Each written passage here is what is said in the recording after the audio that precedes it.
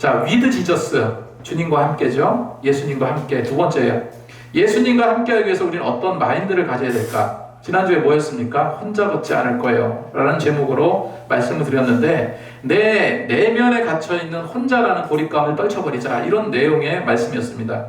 이것이 개인적인 내적의 마음가짐이라고 한다면, 오늘 말씀, 부족하거나 존재감이 없다는 생각이 들 때, 이거는 뭐냐면은 이 내적인 고립감이 아니라 외적으로 표출되는 나의 모습을 바라볼 때, 보통 이런 사람들이 이렇게 많이 생각을 하죠. 나는 너무 부족한 것 같아. 이런 일은 나 정말 자신 없어. 나는 어디에서나 어느 모임에서나 존재감이 없는 것 같아. 이런 생각에 성경은 어떤 답을 주고 있는지를 한번 보자는 거예요. 우리는 늘 위드 지저스여야 됩니다. 한번 따라하겠습니다. 위드 지저스. 예수님과 함께 해야 돼요. 존재감이라는 말이 있습니다. 그죠? 이 존재감은요, 다른 사람들에게 인식되고 있다는 감각을 말하거든요. 쉽게 말해서 물리적으로나 심리적으로 내가 있다는 확신을 느끼는 상태를 말해요. 심리학에서 존재감은요, 두 가지의 어떤 그 이론이 있습니다. 자아인식과 자기 효능감이라는 그것과 밀접하게 관련이 있다 얘기하는데, 자기 자신을 타인에게 드러내고 싶어하는 욕구가 누구에게나 있다는 거죠. 그리고 또 한 가지, 타인으로부터 인정받고자 하는 욕망이 있다는 겁니다. 이거는 누구에게나 다 있는 거예요. 그래서 존재감은 소속감을 충족시키는데 중요한 역할을 합니다. 그래서 타인에게 내가 좀 무시당하거나 좀 뭔가 지워진다는 느낌이 들 때 존재감이 결여되고요. 거기서 오는 무력감, 분노가 찾아오기도 하고 불안과 초조가 오기도 합니다. 그래서 존재감은요, 자기 효능감, 다시 말해서 내가 세상 속에 속한 곳에 얼마나 영향력을 미치고 있는가에 대한 판단과 타인과 상호작용, 우리는 서로 지금 상호작용 가운데 살고 있습니다. 이런 상호작용 속에서 내 위치를 판단하고 사회적 인식에 의해서 나를 판단하게 된다는 겁니다. 그런 결과치로 나는 정말 존재감이 있는 것 같아. 나는 존재감이 없어. 나는 무기력해. 이런 판단을 하게 된다는 겁니다. 여러분, 존재감이 없다고 여겨지십니까? 지난번 말씀대로요, 혼자라는 그 고립감에 갇히기가 쉬워요. 보통 사람들은 어떻게 생각합니까? 이 존재감이 좀 있는 사람들 따라요. 뭔가 리더십이 있고 좀 뭔가 큰 영향력을 발휘하는 사람들을 따릅니다. 그런데 나는 부족하거나 뭔가 좀 존재감이 없다고 생각이 들 때 과연 어떻게 우리는 생각을 가지고 살아야 될까? 첫 번째로요, 나는 존재감이 없다라는 착각에서 벗어나시라는 거예요. 이 존재감이라는 것은 세상적인 기준이고 세상적인 판단입니다. 그래서 우리 믿는 자들은요, 아예 이런 생각을 지워버려야 돼요. 우리 믿음의 식구 안에서는 이런 비교의식 자체가 아예 없어야 한다는 겁니다. 여러분, 12제자를 보세요. 베드로, 안드레, 또 누가 있습니까? 야고보, 요한. 우리가 이 지금 부른 이 이름들은 익숙한 제자들이에요. 그런데 반면에 여러분이 알고 있는 예수님의 제자 중에 작은 야고보라고 아십니까? 알페오의 아들 야고보라고도 불리거든요. 뭐 하는지 모르잖아요. 다데오 아십니까? 가나나인 시몬 아세요? 처음 듣는 분도 계시겠지만 이들 역시 예수님의 12제자 중 한 사람들이에요. 제가 왠지 성경에 존재감이 없어 보이는 예수님의 제자들을 한번 살펴봤어요. 자, 다데오라는 예수님의 제자, 누가복음 6장 16절과 사도행전 1장 13절에 야고보의 아들 유다로 언급되어 있습니다. 그런데 성경에 구체적인 기록이 없어요. 전승에 의하면 다데오는요, 부활 이후에 초기 기독교에서 굉장히 중요한 역할을 했던 주님의 제자예요. 그리고 그의 헌신을 통해서 이 초대교회가 막 요즘으로 말하는 개척교회가 확립되고 이 성장해 나가는데 굉장히 큰 기여를 했던 사람이 다데오더라고요. 그리고 그는 열심히 복음을 전하다가 페르시아 지역에서 순교당합니다. 존재감이 없다고 생각했지만 이건 착각이라는 거예요. 그리고 가나나인 시몬, 가나나인이란 뜻은 열심히 있는 자란 뜻이에요. 그래서 가나나인 시몬은요, 예수님의 제자가 되기 전에 그는 젤로 땅이라고 불리우는 열심당원의 당원이었습니다.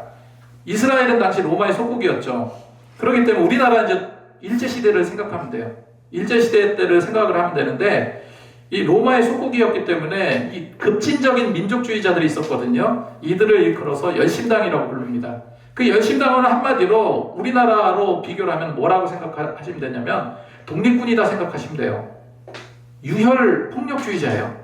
그래서 이 젤롯 당원들은요, 항상 몸에 뭐를 지니고 다니냐면 칼을 지니고 다녔어요.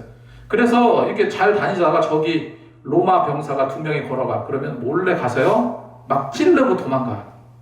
찔르고 상해를 입고 도망가. 그래서 몸에 항상 칼을 차고 다녔다는 거예요. 하지만 시몬은요, 그런 급진적인 민족주의를 버리고 예수님을 통해서 주님을 위해서 복음 전도자가 됩니다. 그리고 가난한 시몬은요, 제자들과 열심히 복음을 전하다가 나중에 이 역시 이제 순교한 거로 보고 있습니다. 그런데 제가 가장 눈여겨 본 제자 중에 하나가 바로 알페오의 아들이에요. 작은 야고보라고 성경에 나오는데 이 역시 예수님의 제자인데 마가복음 15장 40절 말씀에 이렇게 기록하고 있습니다. 멀리서 바라보는 여자들도 있는데 그 중에 막달라 마리아와 또 작은 야고보와 요새 어머니 마리아와 살로메가 있으니 했어요. 여기서 작은 야고보라고 불리웁니다. 근데 성경에서 왜 작은 야고보라고 불렀을까? 이 작은이 주는 뉘앙스가 있잖아요. 그래서 예수님의 제자 중에 나이가 제일 어렸거나 아니면 키가 좀 작았거나 좀 사회적으로 지위가 낮았거나 그럴 수가 있겠죠. 그래서 작은이라는 명칭을 붙였을 수도 있지만 성경에는 나와 있지 않습니다. 알페오의 아버지, 그의 아버지라는 기록도 없어요. 그런데 이 말씀에서 멀리서 바라보는 여자들 틈바구니 속에서 막달라 마리아도 있고 살로메도 있고, 그런데 그 틈바구니 속에서 누구를 발견할 수 있었냐면은 작은 야고보가 거기 있었다라고 성경은 기록하고 있어요. 그러면 이 여인들과 야고보는 지금 누구를 바라보고 있는 겁니까? 십자가에 달린 예수님을 바라보고 있었어요. 가까이 다가가지는 못했어요. 하지만 물론 갈 수도 있었겠지만 여러분 한번 여인 입장에서 한번 생각해 보세요. 가시관에 피가 뚝뚝뚝 떨어지고요, 옆구리에 창에 찔리셔서 피가 쏟고 있고, 빌라도에서 39대 채찍을 맞아서 온 몸이 걸레 조각이 되어서 피범벅이 되었는 그런 모습, 여인들은 그 모습을 가까이서 보기가 볼 용기가 나지 않았을 수 있어요. 작은 야고보는요, 요한처럼 당당히 예수님의 십자가 바로 밑에서 그분을 보지는 못했지만 조금 멀찍이서 예수님을 바라보면서 안타까워하면서 여인들과 함께 울고 있었던 거예요. 그러면 이렇게 생각하는 분도 계시죠? 아니, 베드로도 멀찍이서 예수님을 쳐다보고 예수님이 잡히시던 그 예수님을 뒤쫓아갔는데 작은 야고보도 멀찍이서 십자가에 달리신 예수님을 봤다면 이 둘 다 똑같이 겁쟁이 아니냐 이렇게 생각하실 수도 있어요. 여러분, 겁이 날 수 있겠죠. 붙잡힐 수 있으니까. 그런데 12제자 중에 유일하게 사도 요한만이 예수님 십자가 아래에 있었어요. 그 이유가 있습니다. 요한은요, 제사장 가문과 친분이 있었어요. 그래서 붙잡혀가거나 그럴 일이 적었어요. 그렇게 이제 학자들의 견해도 있습니다. 그런데 베드로와 작은 야고보는 그런 연줄이 없었어요.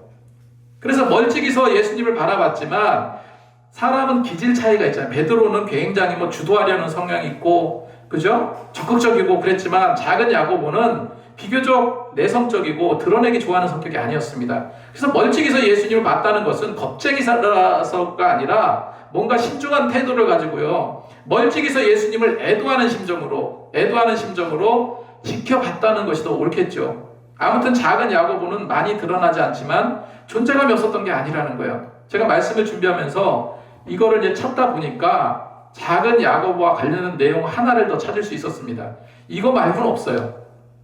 요한복음 19장 25절에 이런 말씀이 기록되어 있습니다. 예수님 십자가 곁에는 그의 어머니 이모와 클로바의 아내 마리아와 막달라 마리아가 서 있었는지라 했습니다. 이 말씀에 예수님의 십자가 곁이라고 표현하고 있는데, 곁에서라는 말은 헬라어로 파라라는 전치사예요. 이건 뭐냐면요, 너무나 근접된 거리, 너무나 가까운 거리를 말합니다. 그래서 누구누구와 함께 이런 의미로도 쓰입니다. 근데 그 십자가 곁에 여러 여인들이 있었는데 클로바의 아내 마리아라는 여인이 나와요. 이 여인이 누구냐면은 바로 작은 야고보의 어머니라고 학자들은 보고 있습니다. 이게 무엇을 말합니까? 작은 야고보뿐만 아니라 그의 가족 역시도 예수님을 믿는 믿음의 가족이었다는 거예요. 십자가의 고난의 현장에 있었다는 사실만으로도 그의 어머니의 믿음이 어떠했는지 짐작가는 대목이에요. 전승에 따르면 작은 야고보도 유대에서 복음을 전하다가 순교당한 것으로 이렇게 전해집니다. 여러분, 부족하다, 존재감이 없다 생각하십니까? 비단 이건 교회뿐만이 아니에요. 내가 세상 가운데 살아가면서 정말로 누구보다 뛰어난데, 누구보다 열심히 하는데 나는 가치 없다고 여기는 사람들이 있어요. 절대 그렇게 생각하지 마시기 바랍니다. 취업하려는데 이력서를 보냈는데 제대로 되지 않아. 그리고 이제 공부하는 학생들 정말로 열심히 공부하는데 성적이 올라가지 않아. 나는 왜 이렇게 머리가 나쁠까? 이렇게 생각해. 늘 산적한 일 때문에 번뇌와 고민과 생각에 빠져 산다 할지라도 여러분 결코 부족하지 않습니다. 초라하지 않습니다. 내가 존재감이 없다는 것은요, 그건 착각이에요. 제가 마지막으로 사역한 곳에 한 장로님이 계셨어요. 근데 이 장로님은 늘 교회 화단을 정리하시고 왜 그렇게 돌아다니시면서 교회 휴지를 줍는지 모르겠더라고요. 그때 예배 때는 아주 정장 차림에 딱 예배를 드려요. 이렇게 예배를 거룩하게 예배 드리고 와서 작업복을 입고 나타납니다.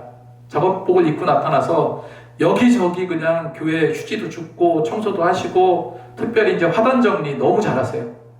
항상 손에 흙이 묻어 있는 그 장로님. 그리고 늘 이제 부교육자들이 많다 보니까 부교육자들 불러서 좀 맛있는 식사도 대접해주고 그러셨던 장로님이에요. 항상 겸손하셨어요. 그래서 저는 그때 정말 섬긴다는 게 이런 게 아닐까. 이 장로님의 모습이 이런 모습이 돼야 되겠다. 이런 생각도 많이 했어요. 그래서 저는 하도 허드렛 일만 도맡아 하시기 때문에 저는 무슨 이제 기술직이나 무슨 생산직이나 아니면 조금 이제 육체적인 어떤 노동을 하시는 장로님이 아니실까라고 생각을 했었어요. 그런데 알고 봤더니 이 장로님은 굉장히 명문대 출신의 굉장한 석학이셨어요. 회사도 꽤 괜찮은 회사를 다니고 계셨고요. 제가 보여지는 것만으로 잘못 생각한 거였어요. 착각이었던 겁니다. 여러분 이제 2025년 불과 2달밖에 남지 않았거든요. 제가 요즘에 이제 나와의 싸움, 그 다음에 이제 목회에 대한 어떤 계획, 또 여러 가지 생각이 좀 많습니다. 그런데 이제 2025년 이제 2달밖에 남지 않았는데 잘 내년을 설계해야 되겠다는 생각을 하게 돼요. 절대 나 혼자라는 고립감 버리고 부족하다는 존재감이 없다는 생각 버리고 그건 착각이라고 그랬죠. 소망의 2025년을 같이 계획하고 설계하고 준비해 나갔으면 좋겠어요. 두 번째로 오늘 본문의 말씀처럼 의외로 큰 능력은요, 약하거나 부족한 데서 온전케 나온다는 사실을 여러분 믿으시기 바랍니다. 뭐라고요? 큰 능력은요, 약하거나 부족한 데서 나온다고요. 교회에서 이제 우리가 보통 집사님 이런 일 좀 맡아주세요 말하면 주저하는 성도님들 계시죠. 나는 부족해요. 능력이 없어요. 전 약하고 성격도 되게 소심해요. 요즘 너무 바빠가지고 시간이 없어요. 대부분 안 될 이유들만 이렇게 열거하시는 분들이 많아요. 근데요, 여러분, 내가 부족하다 할지라도 부족한 나를 통해서 역사하시는 분은 누굽니까? 하나님이세요. 힘 주시는 분도 하나님이시고 능력 주시는 분도 하나님이세요. 각자 달란트가 있는 겁니다. TED 강연 혹시 많이 들어보셨는지 모르겠는데 테크놀로지, 엔터테인먼트, 디자인에 대한 관련된 강연을 하는 건데 세계적으로 많이 알려져 있어요. 그 비영리단체가 주최하는 그런 발표회입니다. 2012년도에 수전 케인이라는 한 여인이 강사로 강연을 합니다. 전 세계 수백만의 시청자들이 시청을 했어요. 저도 그것을 시청을 했습니다. 물론 영어로 되어 있습니다. 그러니까 영어 공부하기가 참 좋습니다. 저도 이제 버벅대면서 영어를 하면서 했는데 그 강연 제목이 뭐였냐면은 내성적인 사람의 힘이에요. 내성적인 사람의 힘. 수전 케인은 본인이 내성적인 성격이라는 거 너무 잘 알아요. 그런데 이 수전 케인의 직업이 뭐였냐면 변호사였어요. 여러분 변호사가 어떤 거라는 거 알죠? 그냥 싸우기도 하고 뭐 굉장히 말도 잘해야 되고 그러잖아요. 근데 자기는 그거랑 어울리지 않은 거예요. 그래서 과감하게 그것을 버리고 지필 활동, 글쓰기를 좋아하니까 지필 활동과 강연을 이제 하면서 자기가 내성적인 사람인데 그 내성적인 것에 굉장히 큰 매력이 있고 힘이 있다라는 그런 강연을 해서 많은 사람들에게 이제 신금을 울렸던 그런 내용이에요. 그런데 이 사람이 이야기하는 게 뭐냐면 보통 사람들은 외형적인 사람들을 굉장히 좋아하는데 선호하는데 그래서 내성적인 사람이 사회에서 소외되기는 하지만 사실 더 큰 기여와 더 큰 재능이 그 안에 숨어 있다. 그런 경우가 많다라고 이야기를 하는 거예요. 제가 많은 공감을 했습니다. 여러분 100% 외향적인 사람이 없어요. 그리고 놀라운 것이 뭔지 아세요? 사람은요 외향적인 사람과 내성적인 사람이 정확하게 5대5로 구성이 되어 있다고 해요. 그러니까 반반인 거예요. 근데 이게 다 양면성을 갖고 있습니다. 우리는 작다고 여겨지는 것에 큰 힘이 있음을 기억했으면 좋겠어요. 여러분, 우리 기쁨의 교회 너무너무 작죠? 보기에. 갖춰진 거 없이 부족하다 생각하실 겁니다. 외형적인 모습만 본다면 그렇죠. 약한 교회, 작은 교회, 뭐 하나 갖춰질 게 없는 교회, 이렇게 여길 수 있어요. 하지만 저는 그렇게 생각하지 않습니다. 여러분, 우리 교회는 무엇보다 가장 강력한 복음이 있어요. 뭐가 있다고요? 하나님의 살아있는 복음이 있습니다. 성경 중심의 말씀과 그리고 아름다운 성품의 성도님들이 계시다고 생각해요. 사도 바울이 전도의 광인이라 할 만큼 발이 부르트도록 전 세계를 돌아가면서 전도하면서 살았어요.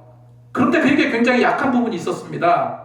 바울의 전도 여정을 보면요, 총 15,000km, 1차, 2차, 3차 여행 합하고 나중에 죄인 신분으로 로마에 간 것까지 하면은 그가 걸었던 길이가 15,000km예요. 이거 상상이 잘 안 가시죠? 여기서 부산까지요 20번을 왕복한 거리예요. 그러니까 20번을 왔다, 총 40번을 내려간 거예요. 그 정도 이상의 거리가 15,000km입니다. 평생 발이 부르트도록 전도하며 다녔는데, 제가 뭘 말씀드리려고 하냐면은, 바울의 전도 여정은 이렇게 어려움과 핍박과 힘든 일들이 많았지만은 그거보다 더 힘들게 했던 것이 있어요. 뭐냐면 바울은요, 육체적인 가시가 있었다고 성경은 말하고, 육체적으로 너무너무 힘들었지만 질병이 있었어요. 그를 괴롭혔던 질병이 있었습니다. 그거를 바울은 성경에서 뭐라고 표현하냐면 육체적 가시다. 특히 이제 갈라디아에서 복음을 전할 때 굉장히 힘들었던 거예요.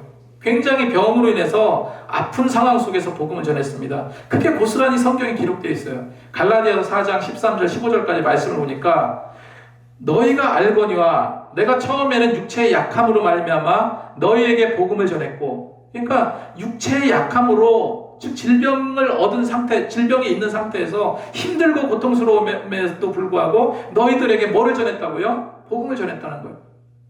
그런데 너희들이 너무 감사하게 나를 잘 대해줬다. 너희를 시험하는 것이 내 육체에 있으되 이것을 너희가 업신여기지도 아니하며 버리지도 아니하고 오직 나를 하나님의 천사와 같이 또는 그리스도 예수와 같이 영접하였도다. 너희 복은 지금 어디 있느냐? 내가 너희 중에 증언하느니 너희가 할 수만 있으면 너희 눈이라도 빼서 나에게 주었으리라. 바울이 복음 전도의 열정으로 갈라디아 성도들은, 이 열정을 갈라디아 성도들은 너무나 잘 알고 있었습니다. 그래서 어떻게 생각하냐면 항상 이 눈 때문에 눈이 잘 보이지도 않고 그래가지고, 바울 선생님 저렇게 복음 전도 사역을 하는데 내 눈이라도 빼서 죽으라도 싶다, 뺄 수만 있다면, 이런 마음을 갖고 있었던 거예요. 바울은 그만큼 눈이 좋지 않았습니다. 그 마음을 내가 잘 안다는 얘기예요. 그래서 많은 학자들이 아마도 다메섹에서 예수님을 만났잖아요. 그때 강한 빛에 의해서 눈이 멀었습니다. 나중에 이제 아나니아를 통해서 고침받게 되긴 했는데, 학자들은 바울의 질병이 안질이었을 거다라고 이야기하기도 하고요. 그리고 다른 학자들은요, 이 발작을 일으키는 간질이라고도 주장을 합니다. 한번 생각해 보세요. 바울이 막 많은 사람 있는 데서 복음을 전해요. 예수 믿으세요. 예수 믿으면 구원받습니다. 막 전도하는데 열심히 전도하겠는데 갑자기 간질이 와가지고 거품 물고 쓰러진다면 잘 듣고 있던 불신자들은 어떠겠습니까? 겁나서 도망가지 않겠습니까? 그래서 바울의 고백이 이건 거예요. 하나님, 이 질병 낫게 해주세요. 그래야 내가 더 힘있게 복음을 전할 거 아닙니까? 성경엔 이렇게 3번이나 간겠다고 말했는데 3번만 기도했을까요? 주구장창 이 질병 낫게 해달라고 기도했을 겁니다. 그런데 하나님은 그 응답 들어주셨어요? 거절하셨어요. 여러분, 바울에게 질병 고치는 건 일도 아닙니다. 실제로 많은 병자들을 고쳤다고 성경에 기록하고 있고, 심지어 창틀에 앉아있다가 떨어져 죽은 유두고도 살려냈던 사람이 바울이에요. 물론 하나님의 권능으로 살려낸 거지만요. 근데 정작 자신의 육체의 가시, 그 질병을 하나님께서 고쳐주지 않으셨어요. 하나님께서 그 질병을 고쳐주시지 않은 이유를 성경은 뭐라고 말합니까? 고린도후서 12장 9절 10절에 그러나 주께서 내게 이르시기를, 내가 이제 여러 차례 고쳐달라고 했는데 주님께서 응답을 주신 거예요. 주께서 내게 이르시기를 내 은혜가 내게 족하도다. 내 능력이 약한 데서 온전하여 주니라. 그러므로 도리어 크게 기뻐함으로 나의 여러 약한 것들에 대해서 자랑하리니 이는 그리스도의 능력이 내게 머물게 하려 함이라. 그러므로 내가 그리스도를 위하여 약한 것들과 능력과 궁핍과 박해와 곤고를 기뻐하노니 이는 내가 약할 때 그 강함이라. 육체의 가시가 있음으로 인해서 하나님을 더 의지할 수 있었고 그 약함이 곧 예수 그리스도를 드러내는 강함이 되었다는 거예요. 여러분, 내가 초라해 보일 때, 내가 혼자라는 고립감에 갇혀서 아무 일도 하고 싶지 않을 때 그런 상태 있잖아요, 누구에게나. 그때 바울은 어떻게 생각했다고요? 고린도후서 12장 5절에 나를 위하여 약한 것들 외에는 자랑하지 아니하리라. 여러분, 약할 때가 왜 가장 강한 거냐면요, 내가 가장 약하다고 생각할 때가 교만하지 않을 때예요. 바울이 자랑거리가 없었습니까? 자랑거리 많았어요. 그의 학적 지식이나 로마 시민권자라는 신분의 그 우월성. 여러분, 그거 말고도 오늘 본문에 있는 말씀처럼 하나님의 놀라운 신비와 기적을 경험한 그 모든 것들을 오히려 뒤로 묻혀놓고 그건 생각지도 아니하고 뭐를 자랑하겠다고 이야기합니까? 나의 약한 것을 자랑하겠다. 이 말씀을 여러분 기억하시기 바랍니다. 내가 정말 약하다고 생각이 들 때, 존재감이 없다고 생각하신다면요, 이 느낌은 굉장히 상대적인 거예요. 상대적인 관점에서 너무 과하게 자신을 의식한 겁니다. 정말로 주를 온전히 믿는 자라면요, 오히려 그것을 강점으로 삼으시기 바랍니다. 자, 세 번째로, 약하고 존재감이 없다고 생각하는 작은 자에게 이제 오히려 더 귀를 기울여야 할 줄로 믿습니다. 그러니까 나뿐만 아니라 그렇게 생각하는 사람에게 내가 어떻게 대해야 될까 관심 있게 들어주라는 거예요. 귀 기울이라는 겁니다. 성경에 나아만 장군이 나와요. 이 나아만 장군은요, 아랍 지역의 장군입니다. 요즘으로 말하면 이제 시리아 지역인데, 그때 그 나아만 장군의 치명적인 아킬레스건이 있었어요. 뭡니까? 그는 문둥병 환자였어요. 아무리 용을 써도 고쳐지지 않았어요. 그런데 그가 어떻게 고침받았습니까? 이스라엘의 엘리사 선지자를 만나서 요단강에 7번 목욕함으로 아이 같은 피부를 얻게 되었다라고 성경은 말하고 있거든요. 그렇게 고침받은 결정적인 이유가 무엇입니까? 이스라엘 출신의 아주 작고 어린 하찮은 계집종의 말에 귀를 기울인 까닭이에요. 열왕기하 5장 3절에 그 여종이 그 주인에게 이르되 우리 주인이 사마리아에 있는 선지자 앞에 계셨으면 좋겠나이다. 그가 나병을 고치시리이다. 네가 지게 뭘 한다고 그러냐 하면서 무시했다면 그 같은 치유함을 받을 수 있었겠습니까? 없었겠죠. 아주 보잘것 없었던, 아무 존재감도 없어 보였던 그 여종의 말 한마디에 귀 기울인 것이 곧 고침받는 결과가 되었다는 거예요. 그래서 우리는 어떻습니까? 아주 작은 곳에 귀를 기울여야 될 줄로 믿습니다. 제가 이 얘기를 한 것 같기도 하고 안 한 것 같기도 한데, 아무튼 제가 전도하다가 한 어르신을 만났는데 80이 넘으셨어요. 매주 교회 빠지지 않고 잘 다니신다고 하시더라고요. 그래서 그때 제가 손을 잡고 저도 모르게 아유 감사합니다 그랬어요. 교회 열심히 잘 다니신다는데. 근데 이런 말씀을 하시더라고요. 지금 다니는 교회가 다 합해서 10명도 안 돼요. 교회를 위해서 돕고 싶은데 나이도 많이 들고 돈도 없고 목사님 사모님만 보면 참 안타까운 마음이 듭니다. 다 늙어서 교회에 오다 보니까 매주 예배 드리는 것조차 이제 미안하다는 생각이 든다는 거예요. 그때 제가 어르신께 이렇게 말씀드렸어요. 성도님 그런 생각하지 마세요. 작은 교회에서 예배 드리기 위해서 자리 하나 채워주는 거 하나님 정말 기뻐하시겠죠. 근데 목사에게 얼마나 큰 힘이 되고 은혜가 되는지 모릅니다. 중요한 거는 할 수 없는 게 아니라 가장 큰 걸 하실 수 있습니다. 기도가 있잖아요. 교회를 위해서 늘 작심하셔서 기도하시면 그보다 더 큰 감당은 없을 겁니다. 이렇게 말씀을 드렸던 기억이 납니다. 여러분 교회를 위해서 무엇을 하실 수 있겠습니까? 지금 이 시간 가장 중요한 것은요, 어떻게 해서든지 악착같이 은혜를 입는 예배자가 되기를 소망합니다. 그게 더 먼저예요. 내가 여기서 은혜 받고 나가지 않으면 나는 죽으리라는 그 피를 토하는 그 심정을 좀 가졌으면 좋겠어요. 옛날에 소리하는 사람들 목이 터져라. 그게 한 20몇 번 터져야지 피가 나고 또 아물고 또 나고 아물고 해야지 정말로 한에 서린 소리가 나온다고 하잖아요. 여러분, 그런 어떤 마음 가지고 오시면 얼마나 하나님께서 기뻐하실까? 사실은 그렇게 해야 되거든요. 제가 이렇게 목회를 지금 하면서 정말 잘 먹고 잘 살기 위해서라면 이거 접어야죠. 솔직한 얘기로. 정말 하면서 계속 힘들어요. 힘들고 어려운 부분 많이 있습니다. 자꾸 이제 이런 생각이 나요. 예전에 저희 할머니가 이제 살아계신, 제가 이제 초등학교 다닐 때, 뭐 그때도 그랬고 그 전도 그렇고 뭐라고 항상 제 다리를 붙잡고 뭐라고 하냐면요.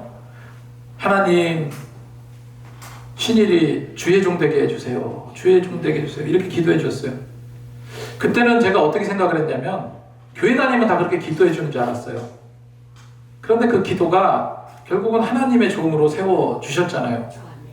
돌이켜보면 예전에 오래전부터 계신 분은 아시겠지만 제가 큰 교회 청빙받을 기회들이 있었잖아요. 제가 부천창대교회 처음 개척했을 때 예전에 사역했던 교회 장로님이 비싼 그 인삼 세트를 큰 거를 들고 오셨어요. 그러면서 저한테 하는 얘기가 거기 한 100명 정도 되는 교회인데 거기서 잘 아름답게 사역하고 나왔는데 저희 교회 담임으로 와주세요. 그때는 강도사였어요. 목사도 아니었습니다. 그런데 그 모든 기회를 고사했던 이유가 있습니다. 그때 기도원 들어가서 기도했거든요. 왠지 그게 저한테는 어색했어요. 그냥 내 옷에 맞지 않는다는 생각이 들었습니다. 그래서 개척한 거예요. 이렇게 힘들 줄 모르고.